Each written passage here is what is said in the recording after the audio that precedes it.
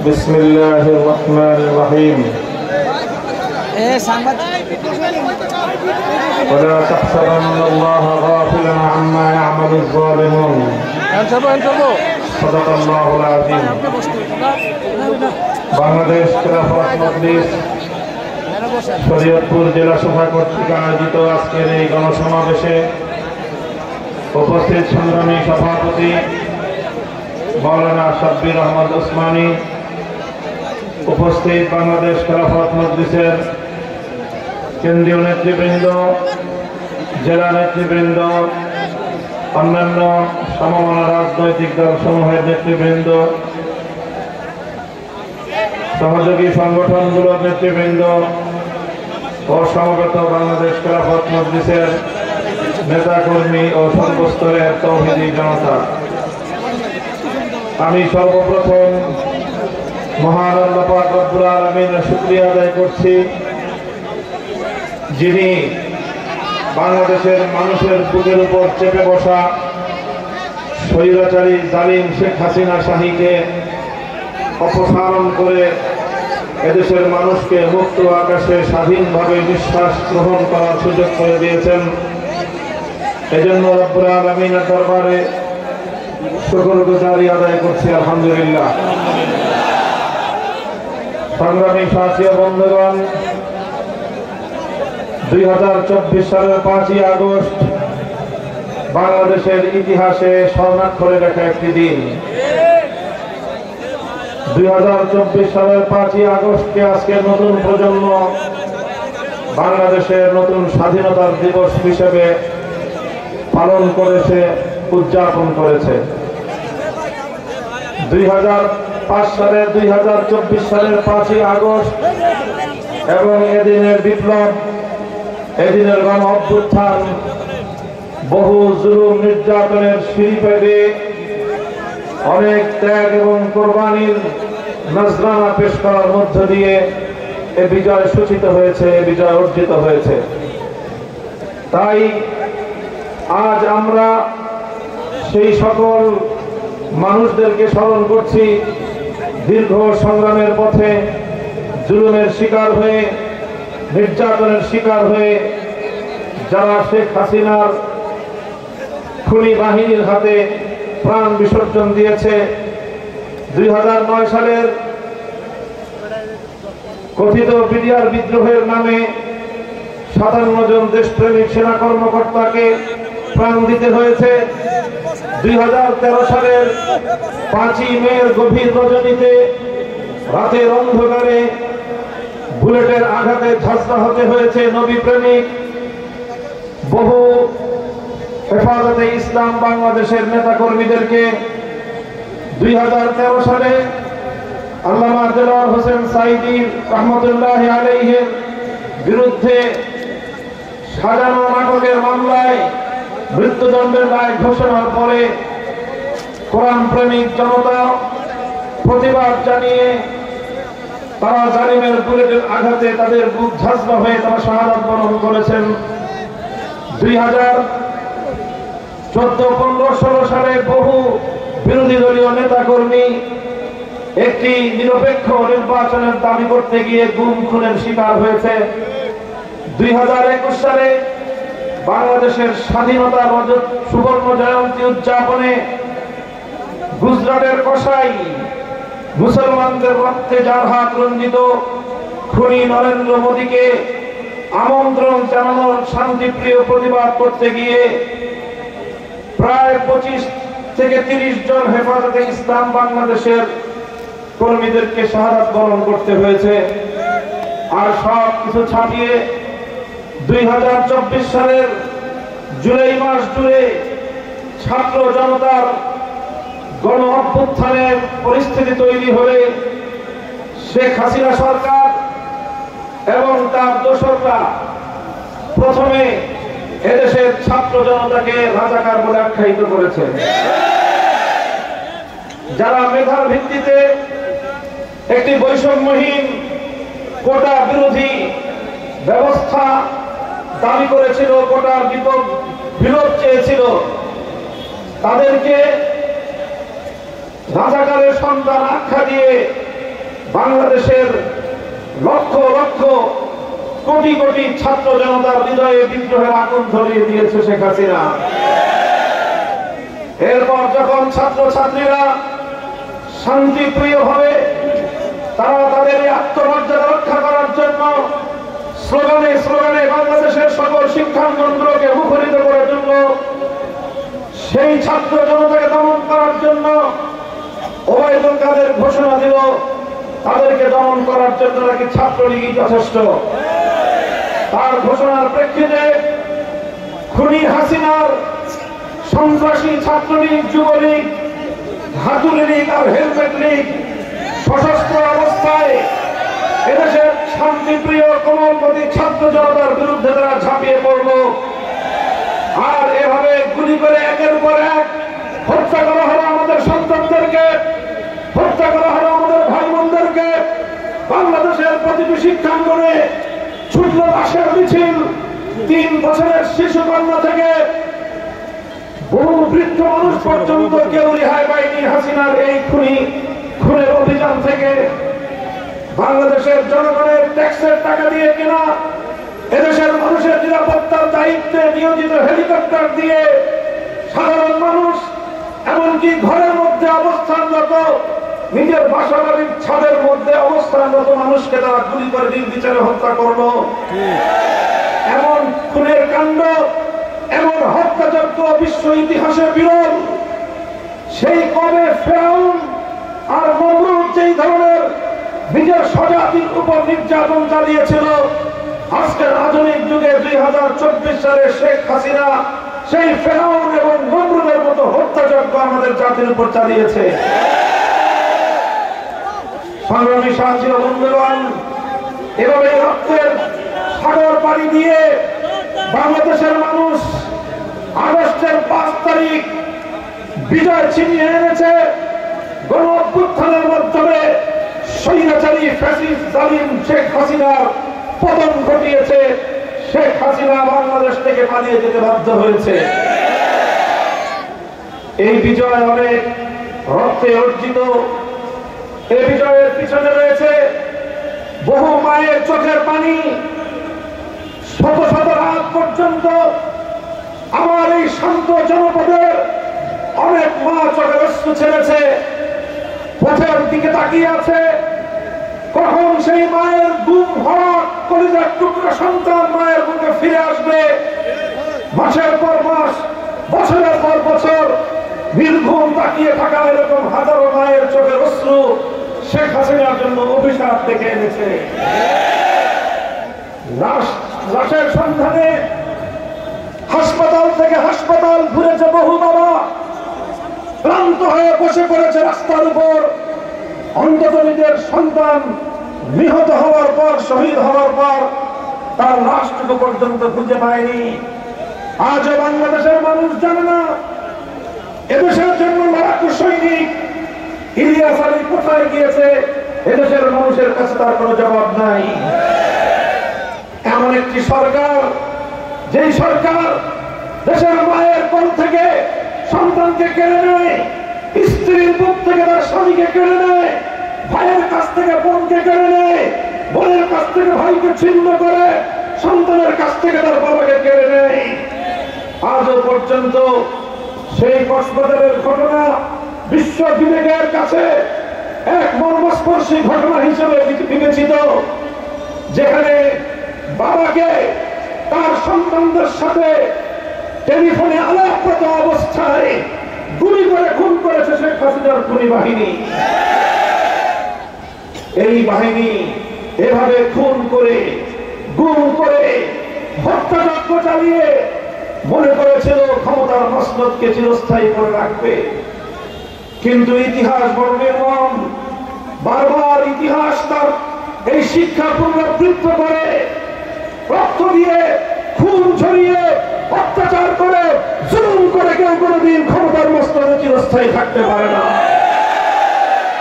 সংগ্রামী সাথী ও বন্ধুগণ, আজ এই ঐতিহাসিক বিজয়ের পর আমরা দেশবাসীকে একটি কথা স্মরণ করিয়ে দিতে চাই।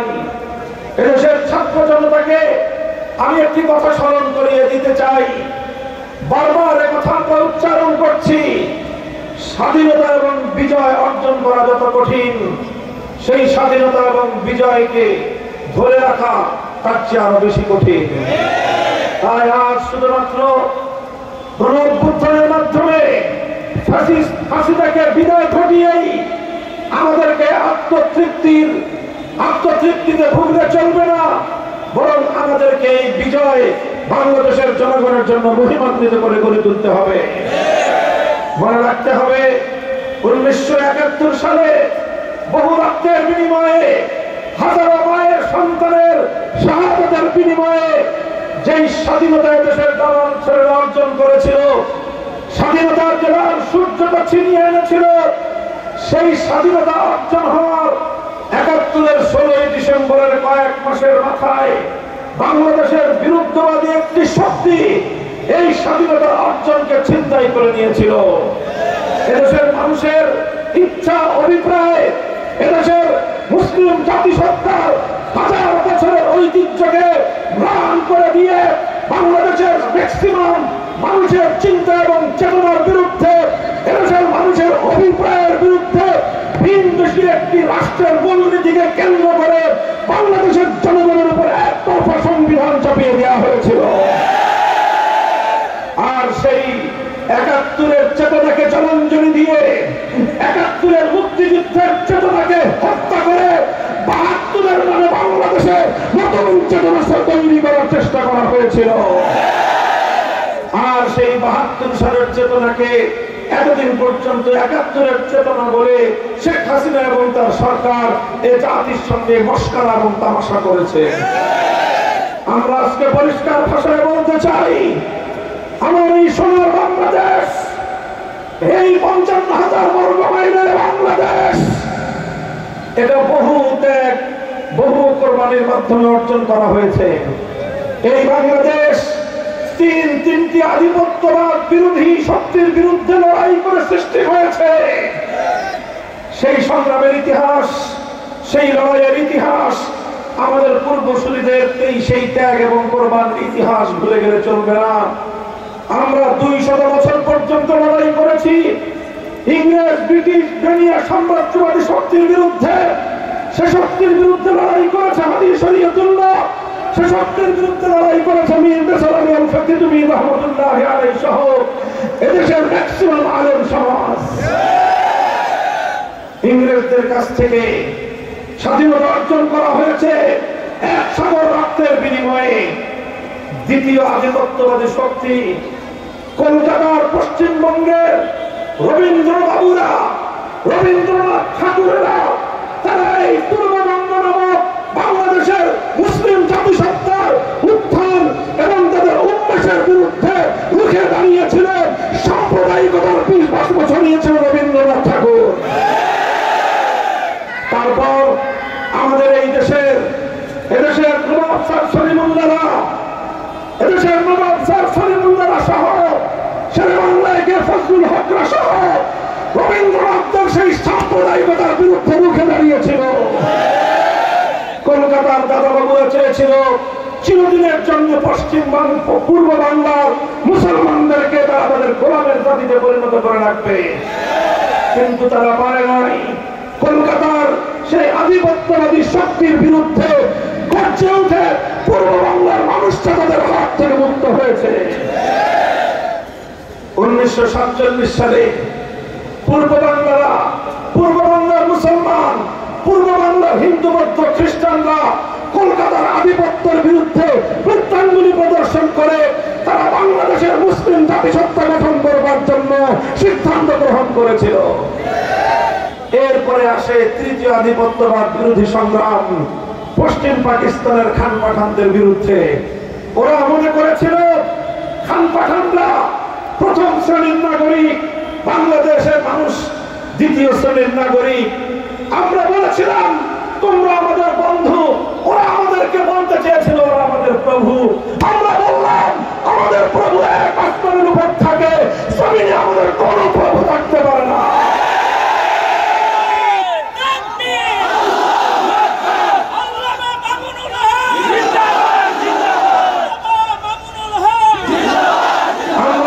পরিষ্কার ভাষায় বলি, আমাদের প্রভু আরশের মালিক। এই পৃথিবীতে আমাদের বন্ধু থাকতে পারে, কোনো প্রভু থাকতে পারে না। কেউ যদি আজও আমাদের দিকে প্রভুত্বের দৃষ্টিতে চোখ তুলে তাকাবার চেষ্টা করে, সে চোখ আমরা উপড়ে ফেলব। বন্ধুত্বের হাত বাড়িয়ে দিবে, আমার কাছ থেকে তুমি বন্ধুত্বের হাত পাবে। প্রভুত্বের চোখে তাকাবার চেষ্টা করবে, সে চোখ আমরা উপড়ে ফেলব। আমরা এভাবে একবার ব্রিটিশ বেনিয়াদের বিরুদ্ধে, আরেকবার পশ্চিমবঙ্গের আধিপত্যবাদের বিরুদ্ধে, আরেকবার পশ্চিম পাকিস্তানের খানপাখানদের বিরুদ্ধে লড়াই করে বৈষম্যহীন বাংলা গড়বার শপথ গ্রহণ করেছিলাম। কিন্তু দুর্ভাগ্যজনক বিষয়, দুর্ভাগ্যের বিষয়, আফসোসের বিষয়, বহু ত্যাগ আর কোরবানির বিনিময়ে অর্জিত তিনটি আধিপত্যবাদের বিরুদ্ধে লড়াই করার পর অর্জিত স্বাধীনতা কয়েক মাসের মধ্যে ছিনতাই করে দিল। ওরা দেশটাকে ভিনদেশী একটি শক্তির গোলামে পরিণত করবার চেষ্টা করলো।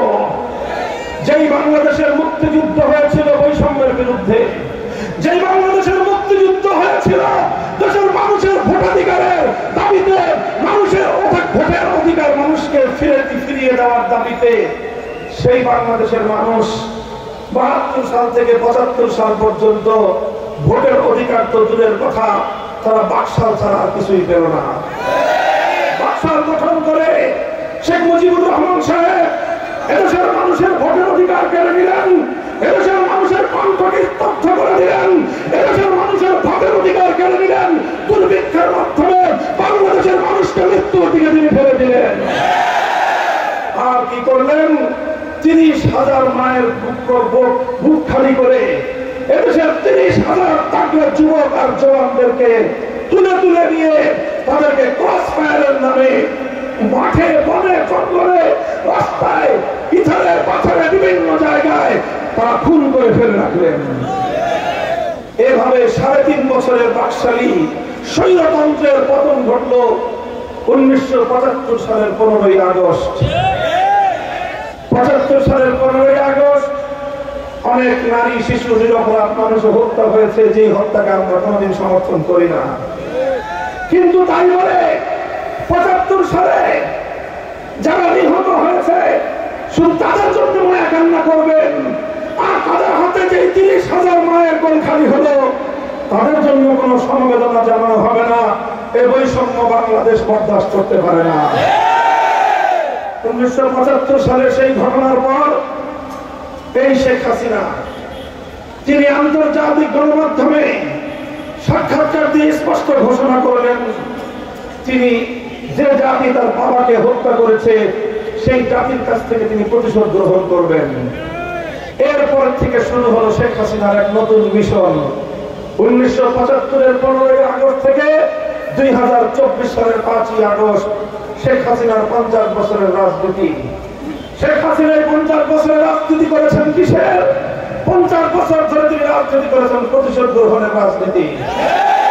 তার থেকে তিনি প্রতিশোধ নিয়েছেন বাংলাদেশের রাষ্ট্র এবং বাংলাদেশের জনগণের কাছ থেকে তিনি প্রতিশোধ নিয়েছেন। তিনি এই দেশটাকে তলাবিহীন ঝুড়িতে পরিণত করবার জন্য যা যা করার তাই করেছেন। উন্নয়নের মেগা মেগা প্রকল্পের নামে মহা দুর্নীতি করে লক্ষ লক্ষ কোটি টাকা তিনি পাচার করেছেন। এত টাকা একজন মানুষ যার মাত্র 2টা সন্তান, আর একটা বই, এত টাকা তো তাদের লাগার কথা না। এত টাকা চুরি করছেন কেন? নিজের প্রয়োজনে নয়, এই টাকাগুলো চুরি করেছেন বাংলাদেশের উন্নয়নকে ব্যাহত করার জন্য, বাংলাদেশ যেন বিশ্ব দরবারে মাথা উঁচু করে দাঁড়াতে না পারে সেজন্য, বাংলাদেশ যেন সীমান্তের অপর প্রান্তে অবস্থান করা মহাশক্তির সামনে আধিপত্যবাদী শক্তির চোখের দিকে চোখ তুলে তাকিয়ে কথা বলতে না পারে সেজন্য প্রতি বছর সীমান্তে বিস্তীর্ণ অঞ্চল জুড়ে আমার বোন ফেলানিকে গুলি করে হত্যা করা হতো, আমার ভাইদেরকে পদুয়ায় হত্যা করা হতো, আমার সীমান্ত রক্ষাকারী বাহিনী, বিডিআর, বিজিবির সদস্যদেরকে হত্যা করা হতো। কথা বলবার কোন শক্তি ছিল না। আর ফারাক্কা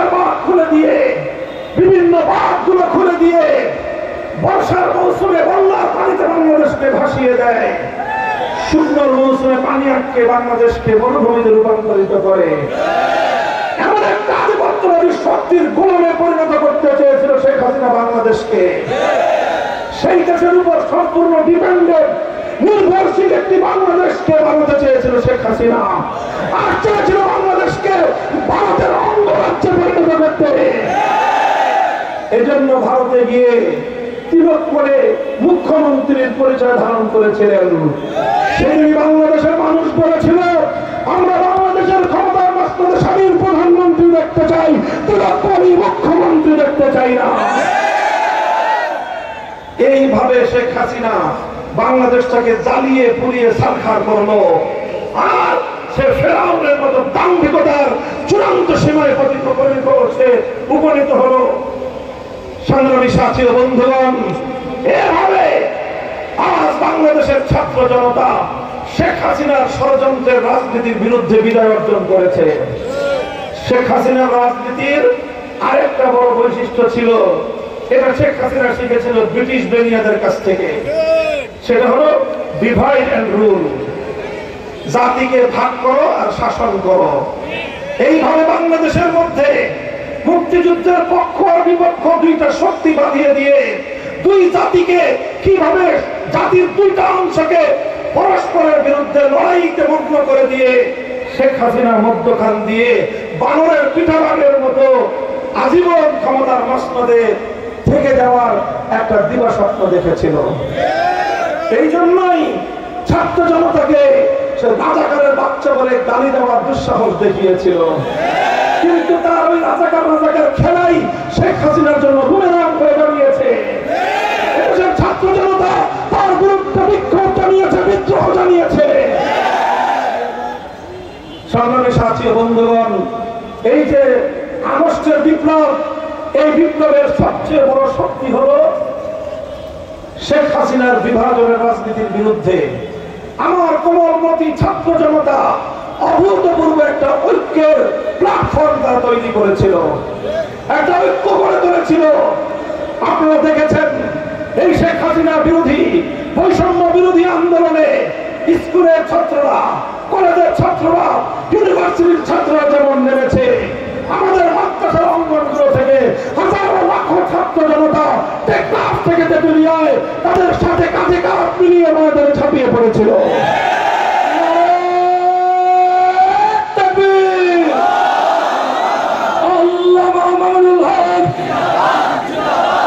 আগস্ট বিপ্লবের অন্যতম সৌন্দর্য ছিল এভাবেই সকল মত এবং পথের ধর্ম বর্ণ নির্বিশেষে শান্তিকামী সকল দেশপ্রেমিক জনতা এক স্বৈরাচারীর বিরুদ্ধে অভূতপূর্ব ঐক্য সূচনা করেছিল। এই বিপ্লবের সৌন্দর্য আমরা দেখেছি ঢাকা এবং বিভিন্ন শহরগুলোর রাজধানীতে, বিভিন্ন শহরের রাজপথে আমরা দেখেছি সংগ্রাম করছে, মিছিল করছে, স্লোগান তুলছে। আজানের সময় হয়ে যাওয়ার সঙ্গে সঙ্গে একজন কলেজের ছাত্র দাঁড়িয়ে আল্লাহু আকবারের আজানের ধ্বনিতে ঢাকার আকাশ বাতাস মুখরিত করে তুলেছে। আরেকজন বিশ্ববিদ্যালয়ের ছাত্র প্রথম সামনে এগিয়ে সে ইমামতি করেছে, আর তার ইমামতিতে ঢাকার রাজপথের পিস্তলা রাজপথকে জায়নামাজ বানিয়েছে আমার সন্তানেরা। এরপর নামাজের সালাম ফিরিয়ে এই নিরীহ ছাত্র জনতা তারা দুহাত তুলে আল্লাহর দরবারে জালিমের বিরুদ্ধে সাহায্য কামনা করেছে। আল্লাহ সাহায্য করেছেন কি করেন নাই? আল্লাহর সেই সাহায্য যখন এসেছে, শেখ হাসিনার সমস্ত আয়োজন পানিতে ভেসে গেছে। শেখ হাসিনার পক্ষপাতিত্ব করে বাংলাদেশের বন্ধু নামদারি শত্রু রাষ্ট্ররা 15টা বছর পর্যন্ত বাংলাদেশের মানুষের ভোটের অধিকার কেড়ে নিয়েছিল। এদেশের মানুষের অধিকার কেড়ে নিয়ে তারা তাদের সেবাদাস, তাদের গোলাম শেখ হাসিনাকে বাংলাদেশের জনগণের উপর 15টা বছর পর্যন্ত চাপিয়ে রেখেছিল। আজ তারা শেখ হাসিনাকে ডেকে নিয়ে তাদের কাছে আশ্রয় দিয়েছে। আমরা অন্তর্বর্তীকালীন সরকারের কাছে দাবি জানাতে চাই, জাতিসংঘের অধীনে বন্ধু বিনিময় চুক্তির মাধ্যমে শেখ হাসিনাকে সেই রাষ্ট্র রাষ্ট্র থেকে ফিরিয়ে এনে বিচারের কাঠগড়ায় দাঁড় করাতে হবে। ফাঁসি ফাঁসি ফাঁসি চাই, খুনি হাসিনার ফাঁসি চাই, ফাঁসি ফাঁসি ফাঁসি চাই।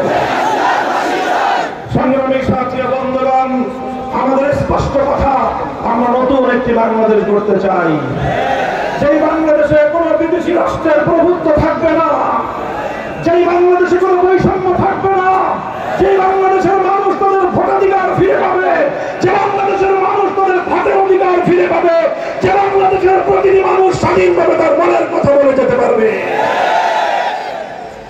আমরা জানি সাম্প্রদায়িক সম্প্রীতির ঐতিহ্য বাংলাদেশের গর্ব এবং বাংলাদেশের ইতিহাস। এই সম্প্রীতির বন্ধনকে আমাদের অটুট এবং অবিচল রাখতে হবে। আমরা দেখিয়েছি শেখ হাসিনার রাজনীতির কূটকৌশল ছিল সংখ্যালঘুদেরকে রাতের অন্ধকারে কান্নাগিনী হয়ে ছবল মারত, দিনের আলোতে ওঝা হয়ে থাকতে আসতো। এটা ছিল শেখ হাসিনার কৌশল। এদেশের হিন্দুদের উপর নির্যাতন করত শেখ হাসিনার হেলমেট লীগ, এদেশের হিন্দুদের বাড়ি ঘর কেড়ে নিত শেখ হাসিনার হাতুড়ি লীগ। যখন তারা পালিয়ে গেল, একটা দেশের মিডিয়া তারা মায়া কান্না শুরু করলো, বলতে লাগলো বাংলাদেশে নাকি সংখ্যালঘু নির্যাতন হয়।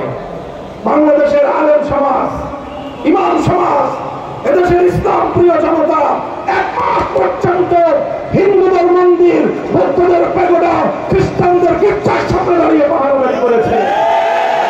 বিগত আগস্ট বিপ্লবের পর থেকে গোটা বাংলাদেশের একজন হিন্দু বা বৌদ্ধ বা খ্রিস্টানের উপর কোন নির্যাতনের নজির নাই। আমরা আগামী দিনেও বাংলাদেশে সম্প্রীতির এই অনন্য দৃষ্টান্ত ধরে রাখবো। এই বাংলাদেশ মুসলমানের, এই বাংলাদেশ হিন্দুদের, এই বাংলাদেশ বৌদ্ধদের, এই বাংলাদেশ খ্রিস্টান ধর্ম বর্ণ নির্বিশেষে সকলের অভিন্ন বাংলাদেশ।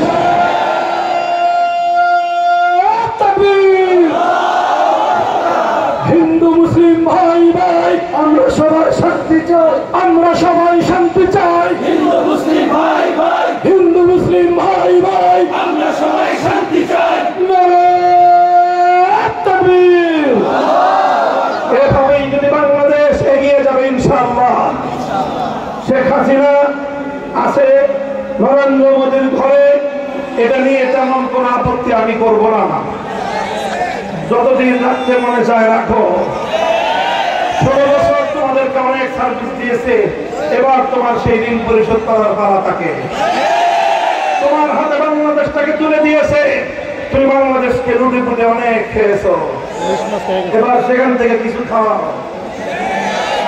কিন্তু সেখানে বসে যদি আমার বাংলাদেশের স্বাধীনতার বিরুদ্ধে কোনো ষড়যন্ত্র করে, এদেশের মুসলমান বরদাস্ত করবে না।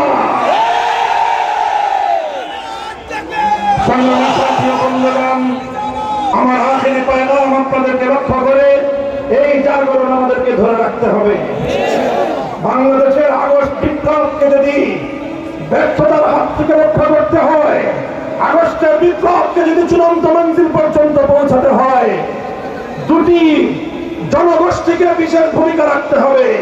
প্রথম জনগোষ্ঠী হলো ছাত্র জনতা, দ্বিতীয় জনগোষ্ঠী হলো আলেম সমাজ। ছাত্র জনতা এবং আলেম সমাজ চৌকান্ন থাকো, সতর্ক থাকো। সকল ষড়যন্ত্রকারীরা ষড়যন্ত্র করে বাংলাদেশকে আর পেছন দিকে টেনে নিতে পারবে না ইনশাআল্লাহ। হুঁশিয়ার সাবধান। আপনারা একটি বৈষম্যহীন সমাজ চান, ইনসাফপূর্ণ একটি সমাজ দেখতে চান। এভাবেই ইনসাফপূর্ণ একটি বৈষম্যহীন শান্তি সুখের সমাজ যদি করতে হয়, তাহলে এর পূর্ণাঙ্গ সফলতার জন্য একটি মূলনীতির কথা স্মরণ রাখবেন। আল্লাহর জমিন মানব রচিত তন্ত্র মন্ত্র দিয়ে কোনদিনও পূর্ণাঙ্গ ইনসাফ পেতে পারে না। সেজন্য প্রয়োজন একটাই ব্যবস্থা, সৃষ্টিকর্তার জমিনে স্রষ্টার আইন এবং আল্লাহ পাক রব্বুল আলামিন প্রদত্ত রাজনৈতিক বন্দোবস্ত রাখবে। আল্লাহ প্রদত্ত সেই রাজনৈতিক বন্দোবস্তের নাম হলো খেলাফতের রাজনীতি। খেলাফত মানে রাজনীতি হলো আল্লাহর প্রতিনিধিত্বের রাজনীতি। আমরা আহ্বান জানাই হাজী শরীয়তুল্লাহর স্মৃতিধন্য শরীয়তপুরের তৌহিদি জনতাকে, আসুন হাতে হাত রাখি, বাংলার টেকনাফ থেকে তেঁতুলিয়ায় আল্লাহর জমিনে খেলাফতের সোনালী শাসন ব্যবস্থা ফিরিয়ে আনি। সোনার মদিনায় যেভাবে শান্তির রাজ কায়েম হয়েছিল, সবুজ বাংলায় সোনার মদিনায় সেই সবুজ আদর্শ বাস্তবায়ন করি। বাংলাদেশ খেলাফত মজলিস এবং তার সহযোগী সকল সংগঠনগুলোর পক্ষ থেকে আপনাদের সকলকে আমাদের এই সংগ্রামে অংশগ্রহণ করার উদাত্ত আহ্বান জানিয়ে আজকে যারা এখানে উপস্থিত হয়েছেন সকল জনগণকে, সকল উপস্থিতিকে, সংবাদ মাধ্যমের কর্মী, আইন শৃঙ্খলা রক্ষাকারী বাহিনী এবং অন্যান্য বিভিন্ন গোয়েন্দা সংস্থার কর্মীরা সহ যারা আজকের এই সম্মেলনকে, সমাবেশকে নির্বিঘ্নে পরিপালন করবার জন্য সহযোগিতা করেছেন, তাদের সকলের প্রতি ধন্যবাদ জ্ঞাপন করে আমার বক্তব্য শেষ করছি। ওয়া আখিরু দাওয়ানা আলহামদুলিল্লাহি রাব্বিল আলামিন। বাংলাদেশ জিন্দাবাদ, বাংলাদেশ খেলাফত মজলিস জিন্দাবাদ। নাসরুম মিনাল্লাহি ওয়া ফাতহুন।